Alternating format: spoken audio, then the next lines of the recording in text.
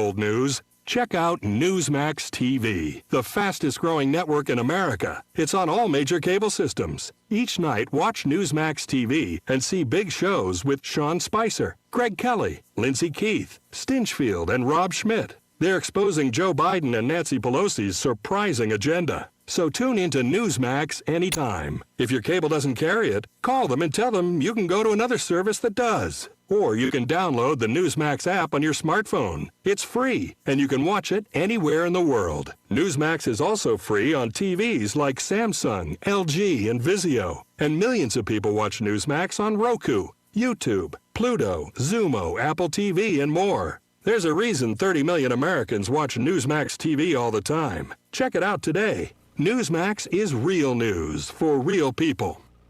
It's time for Farm and Ranch headlines on the Southeast AgNet. I'm Tyron Spearman reporting.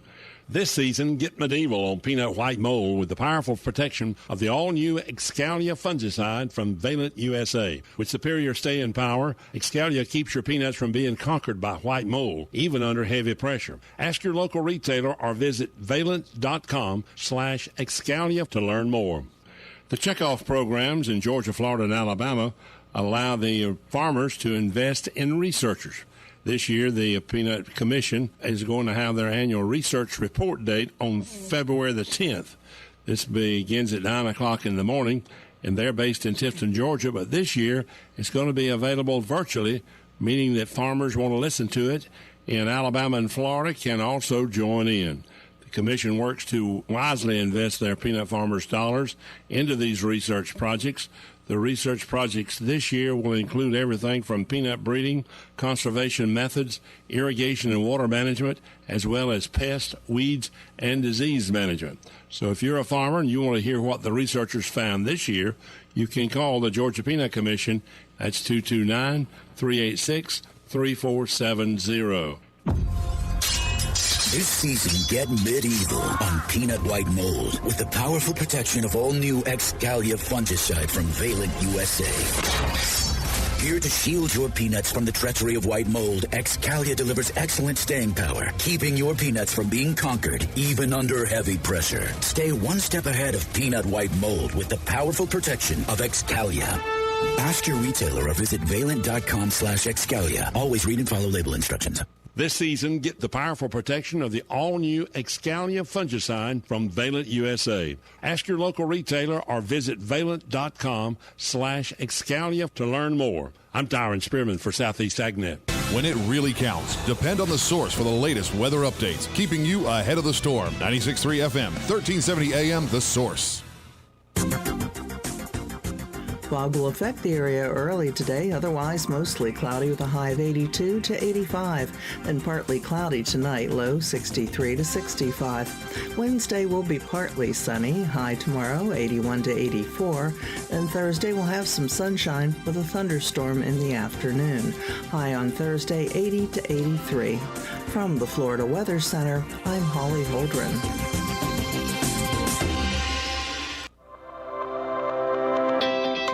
The Ocala Golf Club, one of Ocala's premier golf courses, from its pristine 18-hole course layout to its amazing pro shop. Jason Linhart and the staff at Ocala Golf offer everything that you need for your golf outing. That's the Ocala Golf Club. Experience country club-style golf at municipal prices. You won't go wrong with the Ocala Golf Club. Call them for a tee time today, 352-401-6917.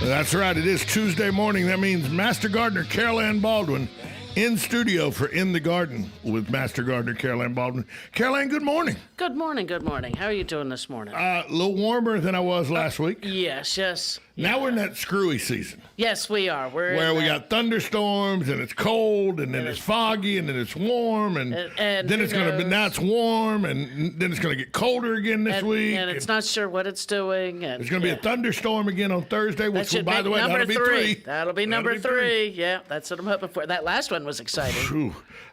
Woke me up 2 o'clock in the morning. Yeah, I wasn't sure what time it was, but it was like, whoa. Woke me up 2 o'clock. And because I love thunderstorms. Yeah.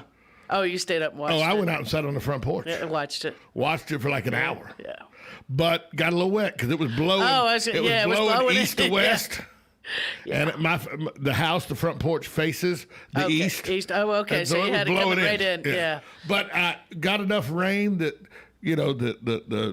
the gutters flooded. It flooded my back lanai, came into lanai and everything, Wow, just because it came down so hard. Right, got to figure, got to dig some new trenches. Carry that water out a little further. Get some new trenches dug. Carry that water out a little further. Put a French drain in, maybe a little something. Well, the way the dogs have dug in the backyard, they've created like a little berm about 5 feet from the house. Yeah. Oh, gotcha. And that's a problem. Mm-hmm. Yes, that would be.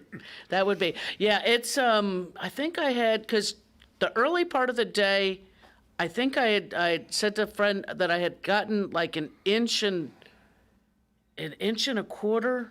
Something like that, but by the end of it, I had 2.5. Yeah, when I emptied the rain gauge Sunday morning, was it Sunday? Right, would have been Sunday morning because Super Bowl was the day of the Super Bowl. Right. When I emptied the rain gauge Sunday morning, it was 2.3. Is what was in the rain gauge. So yeah, that 2.5, 2.25, 2.5, depending on where you're at, 2 3/4. And it washed away. I got my gutters, and then I got the gutter extenders that stick in the end of the gutter to run it a little to take a little further from the house. Yeah.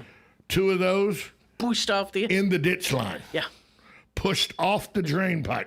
Well, did the gutters have some leaves in it that had to come out? Oh yeah. That's pushed it right so through. That's I gotta clean my gutters out so bad. Yeah, I don't have the gutter covers. I'm allowed to back on my ladder. I wasn't allowed on the ladder for several weeks because of the surgery. So you know what a friend of mine does, and he lives in the North Carolina mountains. Okay. And he has gutters all around his house.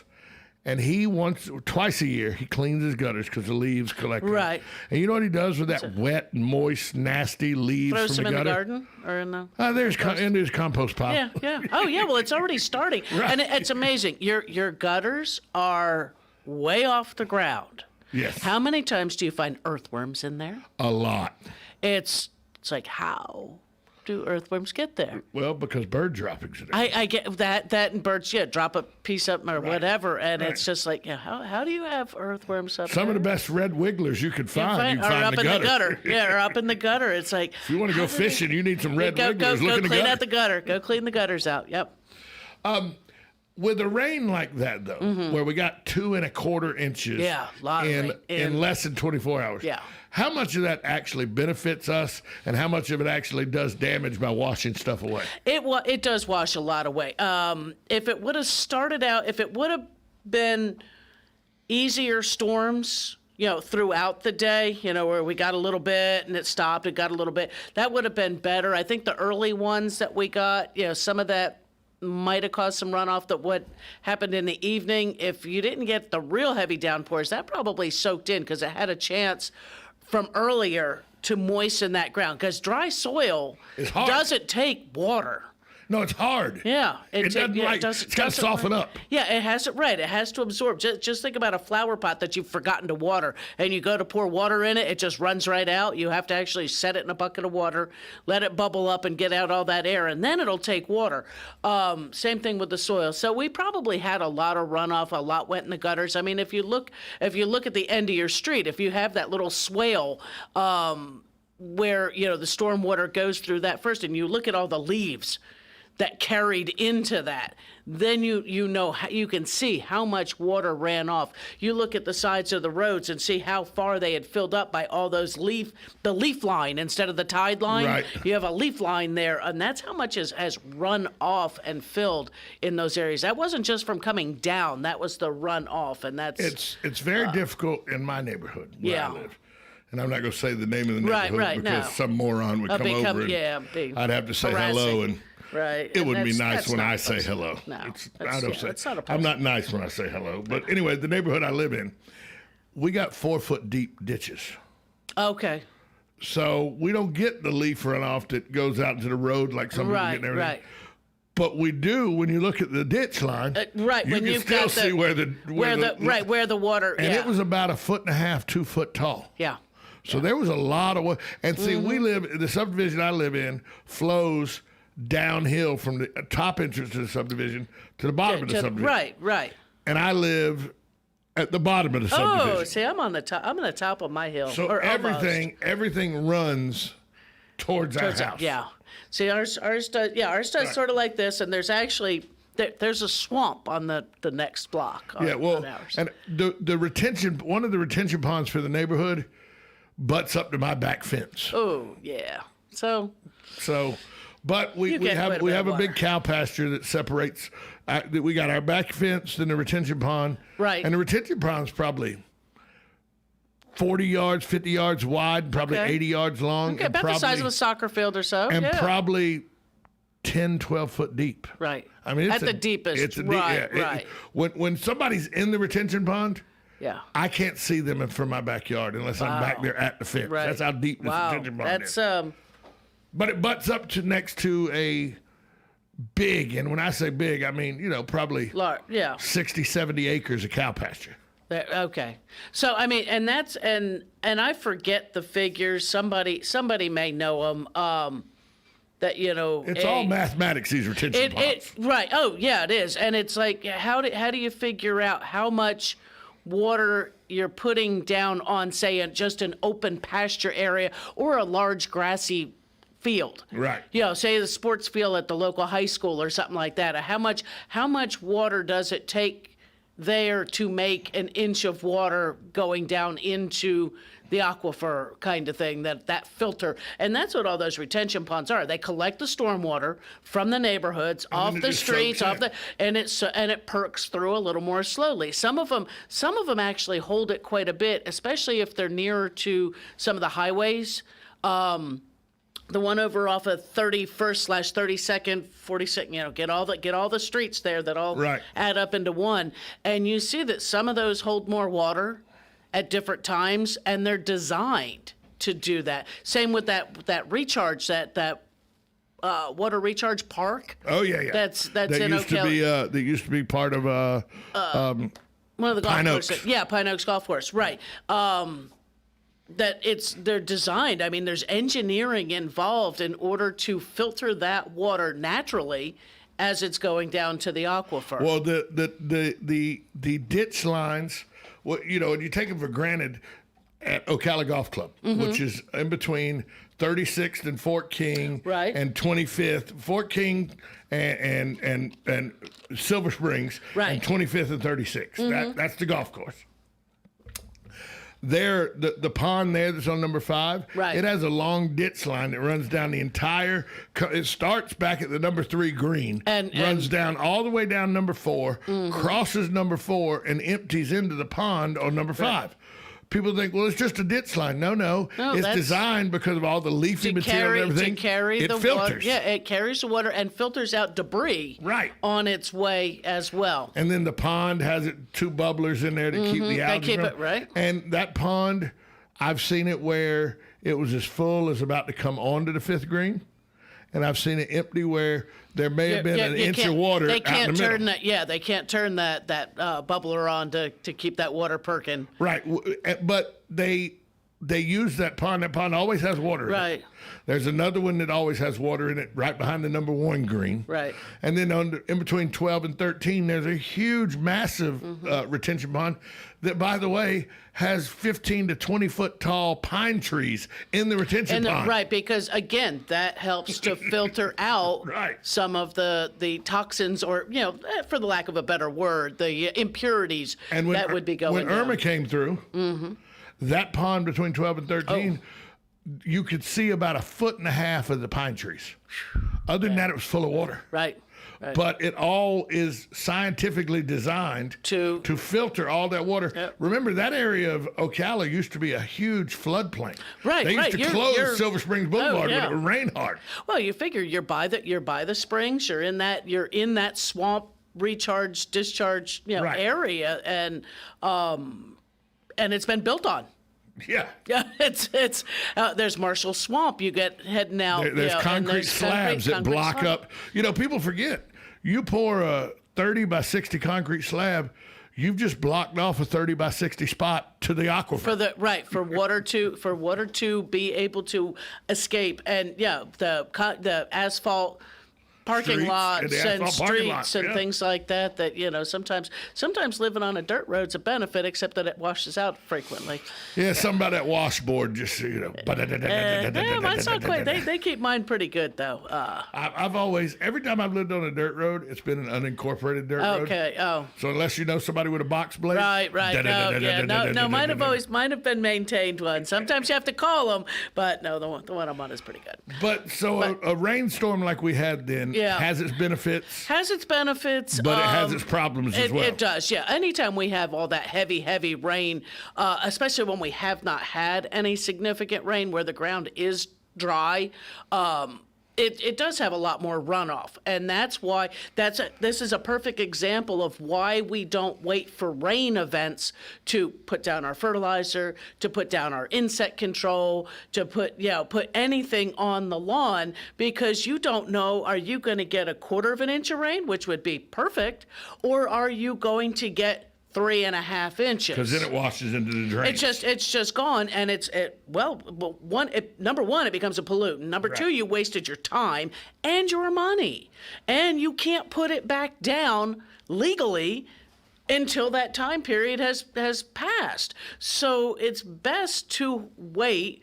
The labeling on a package, and you probably have heard it enough from me, and so have the listeners as I point at my laptop, who's not behaving today.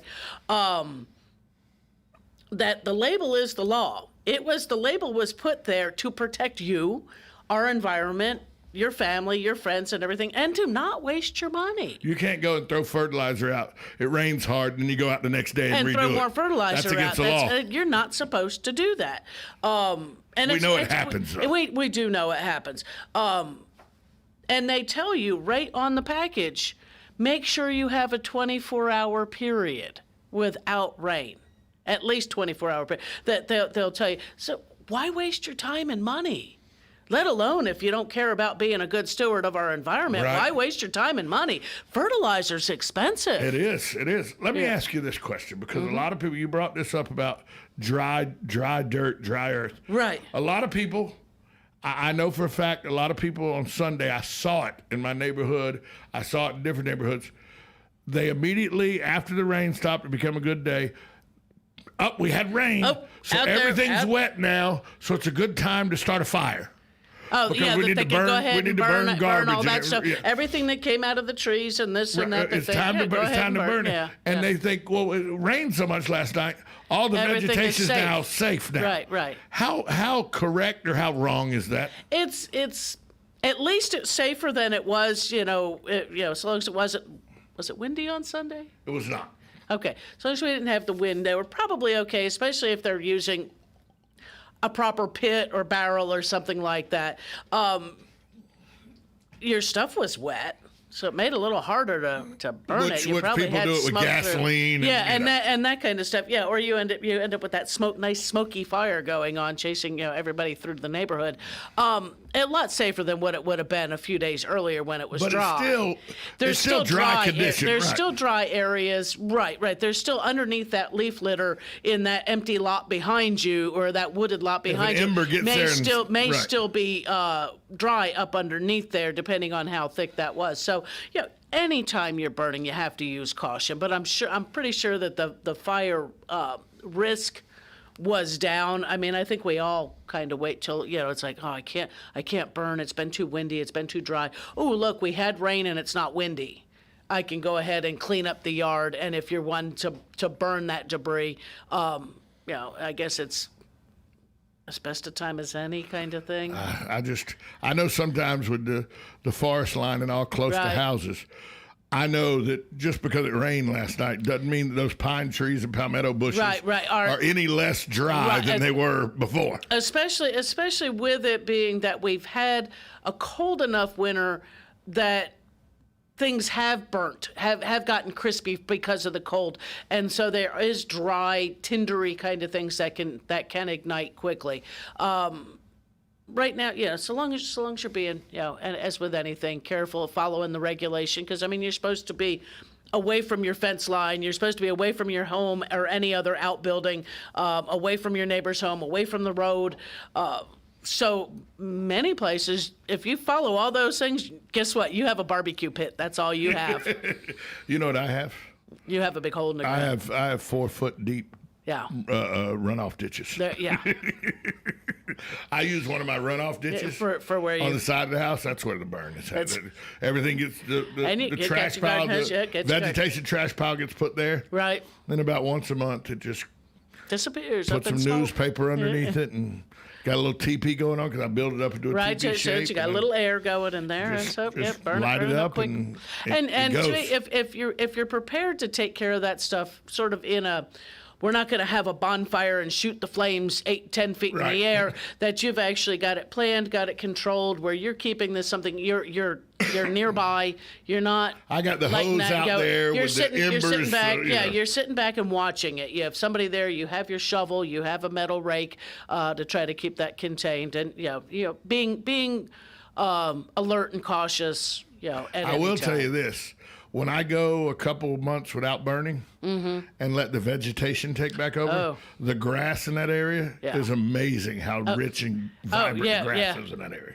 Oh, yeah. But that's because you put all those nutrients and all some in of the that. Yeah, you do ash. have to watch, though, with ash. You can get too much ash, because I get the question a lot of times, hey, can I put the ash from my fireplace into my compost pile or into my garden? The answer is yes, but not all of it. Because you will change that acidity. You will change that pH in there, because that's very alkaline. Luckily, my lawnmower guy cuts the ditch line and spreads the ashes all across the ditch line when he's cutting it. Right. But I have a friend of mine that said, "Oh, this doesn't hurt your yard." And he does the dumbest thing, because I know it hurts your yard. Yeah. He takes the ashes from his charcoal grill. That's got match light that it was pre-soaked. Well, if it's been coals that you've actually consumed food from, that ash isn't going to hurt anything. I'm not putting charcoal. It's just that it's going to have flavored, stuff from the steaks or the chicken that was dripping, and you're going to get the animals to come and dig up your yard. 100%. That's going to be your biggest thing. Raccoons are the worst. They smell some meat drippings or something, and they'll show up quick, and they'll tear a yard up. Oh, yes, they will. Yeah. People don't realize that they tear yards and gardens up. Are there any speaking of how they tear it up, are there any kind of plants you can plant that a raccoon will be like, I don't want to mess with those? I don't think so. They usually won't mess with, they'll mess with edibles. Right. They don't usually mess with your flowers. Unless they're after the insects that are underneath. Certainly. If there's grubs or lizards or toads or something like that they may be digging up, your plants just become a victim. Right. That's all it is. But on the other kind of things like your vegetables and things like that, to try to plant something around it that might discourage the raccoons, only thing I could think of maybe would be like a lot of onion or a lot of garlic, a lot of chive, society garlic, something like that. I know I've heard of people putting society garlic like around their mailbox to keep the neighborhood dogs and cats from peeing on their mailboxes. Really? and that. I didn't know that was a big deal. I thought that's what your mailbox was for. Yeah, that's a fire hydrant. I thought it was 2 purposes. Yeah, restroom for dogs and mail. I'm not sure. But that, trying to repel them, because if you think of all the commercial repellents out there, they are sensory. It's just through the scent. And it is garlic, oil of garlic. There's hot pepper in it, the capsaicin. There's, and this is always one of those things, it's a sulfur smell. The putresolids of eggs. So you're thinking of sulfur smell. Trying to think of what else. But I mean, that's what your repellents are made out of. You said sulfur smell. Yeah. And it immediately took me back to back in the Callahan, day. Florida. The water? 7 years old. Sulfur water coming out of the water hose. That stuff and that's is just- all back then. That's all there was. I want something to drink. There's a water hose out there. That's it. Let it run for a minute. Water, it had no taste. It was fine. No, it just but smelled. the smell. Oh, yeah. Yes, lived in an Sulfur area water, that had rotten sulfur eggs. water. Yeah, it was rough. Even harder to shower in. And I know people who grew up with sulfur water all their lives. And they that literally say they can't. They don't smell it anymore. Right, they don't. And if you take out a picture of it and you let it sit on the counter, that odor goes away. Right. Same thing with like city water. You have a high chlorinated smell or something like that. When you flush the toilets or something, you smell a bleach smell, a chlorine smell. The chlorine smell. So if that's because that affects the taste of it. Not so much on the sulfur, but you set the water out, the chlorine, let that go away. I'm glad I have a well. I like my well water. Have a lot of lime in it, but it's still good water. After the break, I want to talk to you about something because I've seen 2 or 3 people in my neighborhood do it, and it was suggested. You know how referrals are. People get a little discount if they refer stuff. Sure. It was referred to us, and I don't see the need. Okay. But I'm going to ask you about it. I'm going to keep you in suspense until All we come right, back. till we get back. I really don't see a need for this. We'll start now, and we'll think about it over the break. I've been referred to a lawn maintenance company, and I don't mean somebody with a weed eater and somebody one to do the fertilizers and that shows up with the tanker truck, and they spray the yard, and they supposedly kills all the fleas and does the fertilization and fertilizes and the fungus. Yeah. So it comes with a price tag. Oh, it does. But you said, fertilizer is not cheap. No.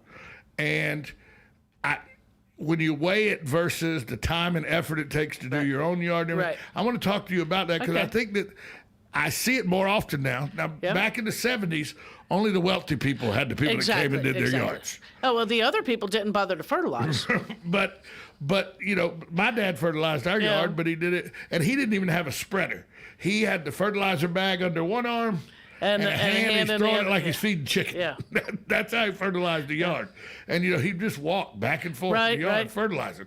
So that method I know, but the other method is... and there's a couple of different ones that we can talk about, too, on that. Yeah, there's got to be ones that are good. There's more than just the tank. Yeah, there's more than just the tank. Some of them do actually use the spreader, Caller, we're up against the break. If you'll call back after the break, we'll take your call right away with Carol Ann Baldwin. So there's a caller wanting to come in, but we're up against the break. Yeah. So got to take a moment. Carol Ann Baldwin, in the garden with Master Gardener Carol Ann Baldwin. 622-9622 is the number to call if you want to get in and talk to her about any of your gardening or lawn or tree, anything about growth. Let's get vegetation. Carol Ann will answer your questions. Let's get growing. 1370 AM, 96.3 FM. Coming up after the break, we're going to talk about those companies that come out and spray and do the fertilizer for you. The pros and cons. We'll talk to Carol Ann Baldwin about those next. Plus your calls at 622-9622. You're listening to WOCA, The Source.